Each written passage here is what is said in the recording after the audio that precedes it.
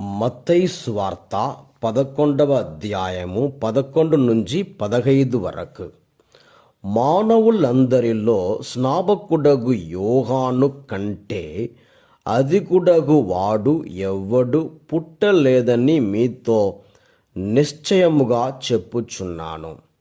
అయినను పరలోక రాజ్యమున అత్యల్పుడు అతని కంటే గొప్పవాడు.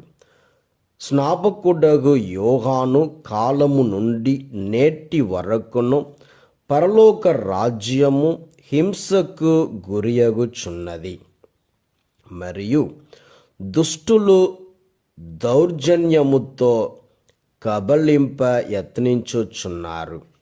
యోహాను కాలము వరకు ప్రవక్తలందరూ దీనినే ప్రవచించిరి. ధర్మశాస్త్రము దీనినే బోధించెను.